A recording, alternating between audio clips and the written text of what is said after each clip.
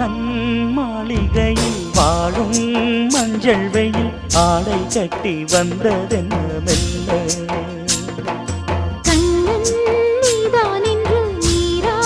வந்தாள் என்று காதல் கதை ஜாடைகளில் சொல்ல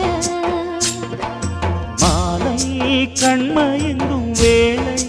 மங்கை நதி மங்கை நதி பொங்கி வரும் கங்கை நதி ஏதோ காமம் செய்த சூதோ